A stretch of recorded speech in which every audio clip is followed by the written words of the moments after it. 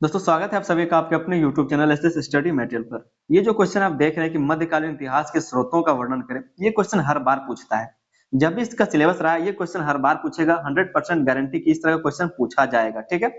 या फिर इस क्वेश्चन को इस तरह से दे सकता है कि मध्यकालीन भारतीय इतिहास के ऐतिहासिक, पुरातात्विक और साहित्यिक स्रोतों का वर्णन कीजिए।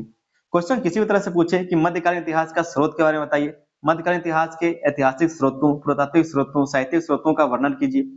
क्वेश्चन किसी भी तरह से पूछे ये क्वेश्चन पूछा ही जाएगा, ठीक है। ये आपका हिस्ट्री का एक मोस्ट इंपोर्टेंट क्वेश्चन है। तो आज इस क्वेश्चन को हम लोग समझने वाले हैं। एक छोटा सा बैकग्राउंड हम आपको बता देते हैं कि ये जो मध्यकालीन इतिहास के स्रोत के बारे में पूछा जा रहा है। स्रोत का मतलब, स्रोत तीन तरीके से हो सकता है। एक ऐतिहासिक स्रोत हो सकता है, पुरातात्विक स्रोत हो सकता है और साहित्यिक स्रोत हो सकता है, जिससे इतिहास के बारे में पता चलता है, किसी भी इतिहास के बारे में पता चलता है, ठीक है। तो इस चीज के बारे में आज हम लोग डिटेल में समझेंगे। चैनल पर दोस्तों अगर आप नए हैं तो आप लोग चैनल को सब्सक्राइब कर लीजिए। वीडियो अगर आपको पसंद आता है तो वीडियो पर एक लाइक जरूर कर दे और अपने दोस्तों में इसको शेयर जरूर करें। चलिए शुरू करते हैं इस क्वेश्चन के आंसर को समझना। क्वेश्चन को एक बार फिर से आप लोग देख लीजिएगा, ठीक है, कि मध्यकालीन इतिहास के स्रोतों का वर्णन करें। या फिर इसी क्वेश्चन को दूसरे तरीके से पूछा जा सकता है कि मध्यकालीन भारतीय इतिहास के ऐतिहासिक, पुरातात्विक और साहित्यिक स्रोतों का वर्णन कीजिए, ठीक है। समझते हैं इस क्वेश्चन के आंसर को। लिखा है कि मध्यकालीन भारत को समझने के लिए इतिहासकार कई प्रकार के स्रोतों का उपयोग करते हैं। कई प्रकार के स्रोतों का उपयोग करते हैं। इन्हें सामान्यतः तीन भागों में बांटा जाता है। इनको तीन भागों में बांटा जाता है। पहला ऐतिहासिक स्रोत, ऐतिहासिक स्रोत, दूसरा है पुरातात्विक स्रोत और तीसरा है साहित्यिक स्रोत, ठीक है। इसको तीन भागों में मुख्यतः बांटा जाता है और इसी तरह से हम लोग तीन भागों में इसको बांट करके समझते हैं। ये सभी स्रोत मिलकर राजनीतिक, सामाजिक, आर्थिक, धार्मिक, सैन्य और सांस्कृतिक जीवन की संपूर्ण तस्वीर प्रस्तुत करते हैं। इनसे हम लोग को पता चलता है कि मध्यकालीन भारत का इतिहास किस तरह से रहा है, इसकी राजनीति किस तरह से रही है, समाज किस तरह से रहा है, आर्थिक स्थिति क्या था उस टाइम, धर्म कैसा था, सैन्य कैसा था, संस्कृति उस टाइम का कैसा था। सब चीज के बारे में हमें एक संपूर्ण जानकारी प्राप्त होती है, ठीक है। तो तीनों स्रोतों के बारे में आज हम लोग समझने वाले हैं। पहला है हमारा ऐतिहासिक स्रोत। ऐतिहासिक स्रोत, ठीक है। ये वे स्रोत हैं जो अतीत की घटनाओं के बारे में प्रत्यक्ष जानकारी देते हैं। ऐतिहासिक स्रोत का मतलब क्या है कि इतिहास में जो भी चीजें घटी हैं, इतिहास में जो भी चीज हुआ है उसके बारे में प्रत्यक्ष जानकारी देता है, चाहे वो कुछ भी हो। जैसे शिलालेख हो, सिक्के हो, इमारतें हो, मूर्तियां हो, अभिलेख हो, यात्रियों के द्वारा जो वर्णन है वो सब।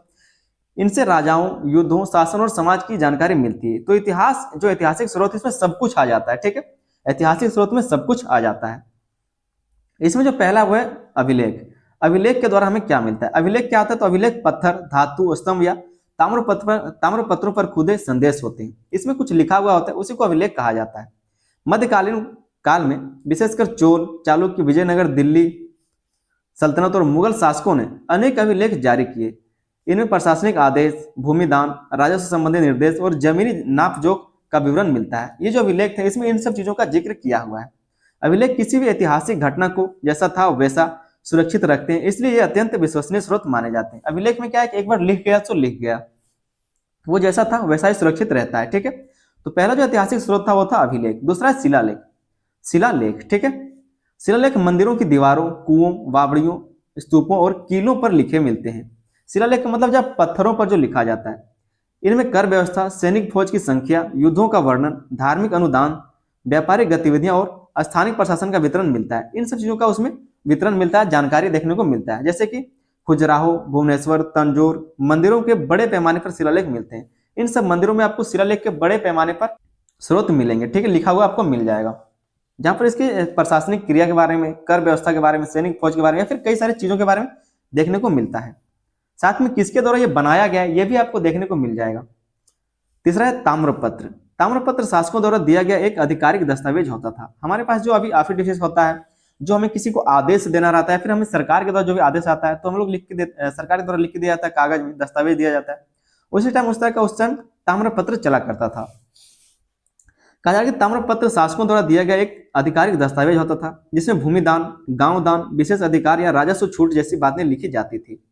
ये मध्यकालीन सामाजिक, आर्थिक इतिहास के अध्ययन में अत्यंत महत्वपूर्ण है, क्योंकि इसमें गांवों के नाम, सीमा, दान पाने वाले व्यक्ति का परिचय और शासक का पूरा वंश मिलता है। शासक का पूरा वंश, किसके द्वारा दान दिया गया है, किसके द्वारा लिखा गया, ये सब आपको ताम्रपत्र में मिल जाएगा, ताम्रलेख में मिल जाएगा। चौथा जो इसका जानकारी है प्रशासनिक रिकॉर्ड। जो प्रशासनिक रिकॉर्ड उस टाइम रखे गए थे या फिर इस टाइम रखे गए, दोनों की बात हम लोग कर रहे हैं।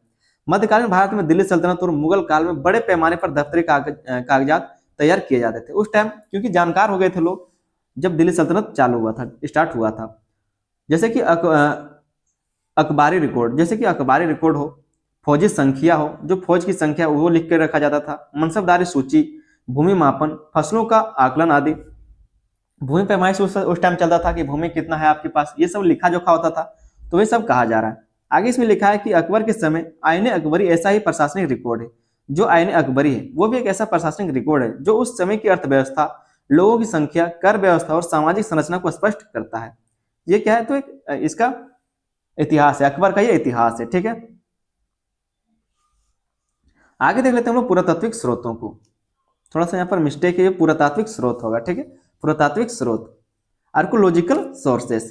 कहा जा रहा है कि ये जमीन के नीचे से खुदाई में मिलने वाले अवशेष होते हैं। ये जो पुरातात्विक स्रोत है ये क्या होता है, तो जमीन के नीचे से खुदाई में मिलने वाला अवशेष होता है। जैसे कि मिट्टी के बर्तन हो सकता है, औजार हो सकता है, नगर योजना हो सकता है, भवन, समाधि आदि, सिक्के, ये सब कुछ मिट्टी जो जमीन के नीचे से खोद के निकाला जाता है या फिर उसके अंदर पाया जाता है।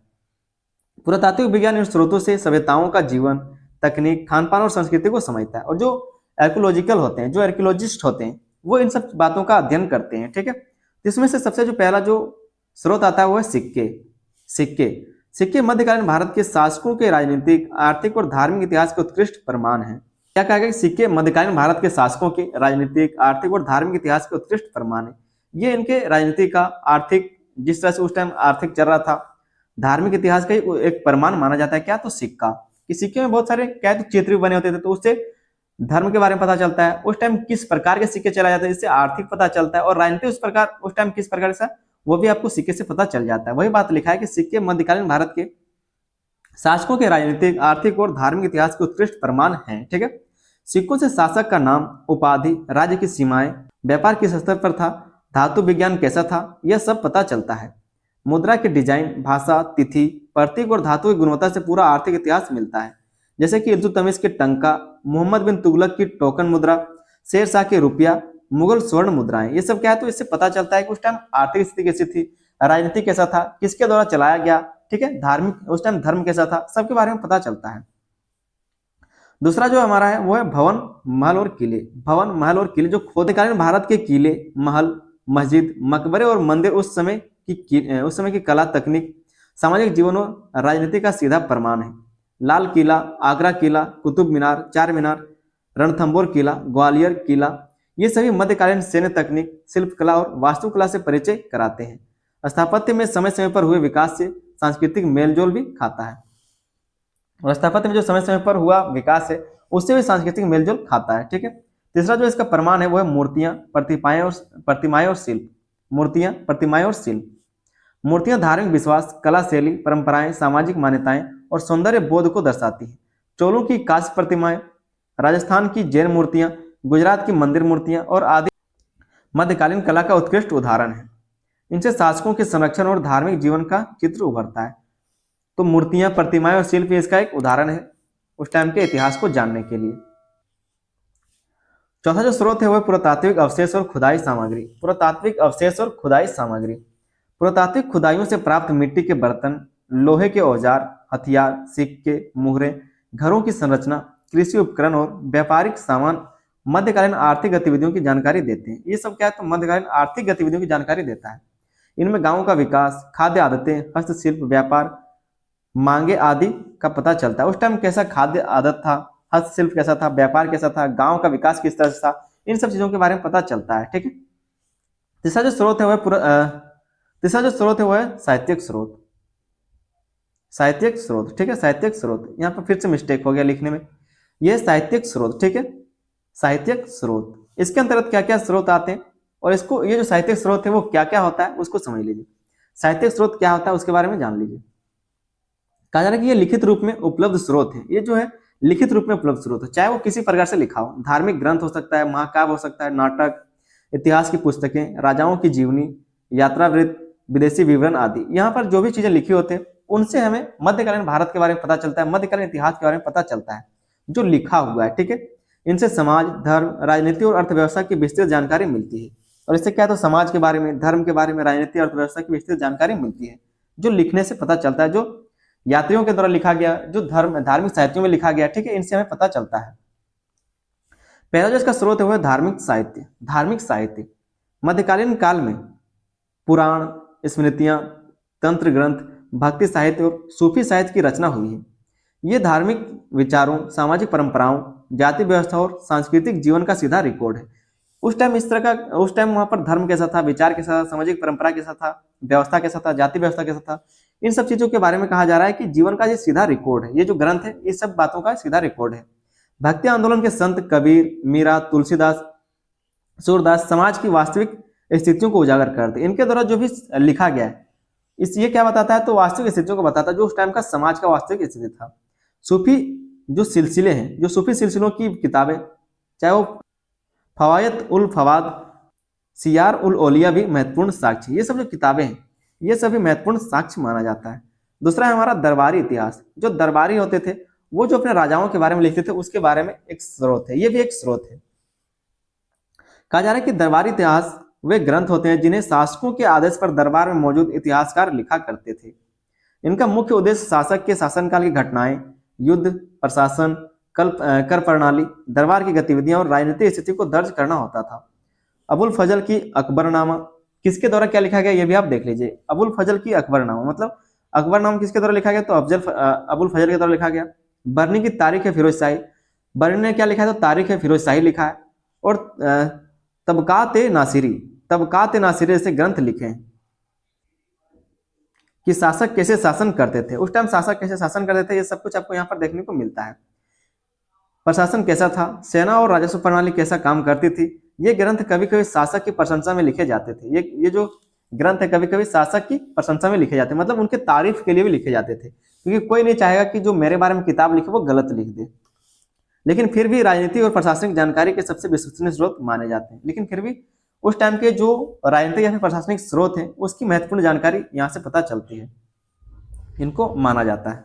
अगला स्रोत है वो है यात्रावृत्त। यात्रावृत्त मतलब जो यहाँ पर उस टाइम भारत आए थे यात्री, उनके द्वारा जो लिखा गया है। यात्रावृत्त विदेशी यात्रियों द्वारा लिखे गए वे विवरण हैं जिनमें उन्होंने भारत की यात्रा के दौरान समाज, अर्थव्यवस्था, सड़कें, व्यापार, धर्म, कृषि, लोगों की आदतें और शासन व्यवस्था को अपने अनुभव के आधार पर लिखा है।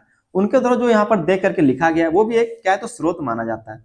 Ibn Battuta, Marco Polo, Abdul Razzaq, Bernier Manucci आदि ने भारत की सामाजिक, आर्थिक और सांस्कृतिक स्थितियों का सजीव वर्णन किया है। इनके द्वारा जो भी लिखा गया है, जो वृत्तांत लिखा गया है वो भी एक साक्ष्य है। ठीक है, यात्रियों के विवरण महत्वपूर्ण इसलिए माने जाते हैं क्योंकि वे बाहरी दृष्टि से भारत को देखते हैं, और इनका जो विवरण है वो महत्वपूर्ण इसलिए माना जाता है क्योंकि वो भारत के रहने वाले नहीं है और भारत को सिर्फ एक देश के रूप में या फिर एक जहां विजिट करने लोग गए, घूमने के लिए गए, उस स्थान के रूप में देखते हैं। ठीक है, इसलिए इनके वर्णन में काफी निष्पक्षता मिलती है तथा सामान्य जनता के जीवन के बारे में वास्तविक जानकारी प्राप्त होती है, क्योंकि उनको राजाओं से कोई मतलब नहीं, अपने व्यापार करने के लिए आते थे, तो सही गलत लिखने से इनको क्या है, जो सही है वही लिखेंगे। ठीक है, इसलिए इसको ज्यादा तवज्जो दिया जाता है।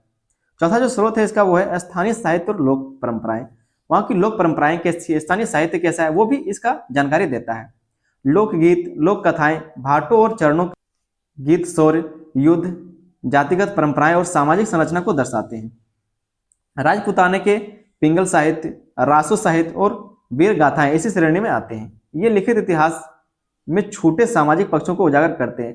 ये जो इतिहास लिखा गया उसमें जो कुछ पक्ष छूट गया वो उसको उजागर करता है। ठीक है, जो स्थानीय साहित्य और लोक परंपराएं हैं। पांचवा जो इसका स्रोत है वो है बख्तरियां, वंशावलियां और राजवंश रिकॉर्ड। जो बख्तरियां है, जो वंशावली है, जो राजवंश रिकॉर्ड है उसके बारे में, वो भी एक स्रोत है इसके जानकारी के लिए। कई राजपूत, मराठा, गोंड, जाट और स्थानीय वंशों ने अपनी वंशावलियां तैयार की थी। इनमें परिवार के इतिहास, युद्ध, विवाह, भूमि का स्वामित्व और प्रशासनिक परिवर्तन का रिकॉर्ड मिलता है। यह सामाजिक राजनीतिक इतिहास का एक महत्वपूर्ण स्रोत है। इससे भी पता चलता है कि उस टाइम का इतिहास किस तरह से रहा है। ठीक है, तो हमने कुछ आपका ऐतिहासिक, साहित्यिक और पुरातात्विक स्रोतों को हमने समझा। आगे एक छोटा सा निष्कर्ष को हम लोग देख लेंगे। कहा जा रहा है कि मध्यकालीन भारत के इतिहास को समझने के लिए अभिलेख, सिक्के, स्थापत्य, साहित्य, यात्रावृत्त, प्रशासनिक रिकॉर्ड, ये सभी स्रोत अनिवार्य हैं। ये स्रोत हमें उस समय की राजनीति, समाज, अर्थव्यवस्था, धर्म, कला और संस्कृति का यथार्थ चित्र देते हैं और इतिहास को प्रमाणित बनाते हैं। ठीक है, ये सब हमें उस चीजों के बारे में जानकारी देता है जो मध्यकालीन भारत में हुआ था या फिर जो मध्यकालीन समय में इतिहास घटा था। ठीक है, उम्मीद करते हैं क्वेश्चन का आंसर आपको बहुत अच्छे से समझ में आ गया होगा। चैनल पर दोस्तों नए तो आप लोग चैनल को सब्सक्राइब जरूर कर लीजिए। वीडियो अगर आपको पसंद आया तो वीडियो पर एक लाइक जरूर करें, अपने दोस्तों में इसको शेयर करें। ठीक है, शेयर कीजिए। आपका जो तैयारी शुरू करना चाहते हैं तो प्लेलिस्ट का लिंक आपको इस वीडियो के डिस्क्रिप्शन में मिल जाएगा, जाइए जाकर के प्लेलिस्ट से आप लोग तैयारी शुरू कीजिए। व्हाट्सएप ग्रुप का लिंक भी आपको इस वीडियो के डिस्क्रिप्शन में मिल जाएगा, जाकर के आप लोग व्हाट्सएप ग्रुप को भी ज्वाइन कर लीजिए। चलिए मिलते हैं अगले वीडियो में, तब तक के लिए धन्यवाद, जय हिंद।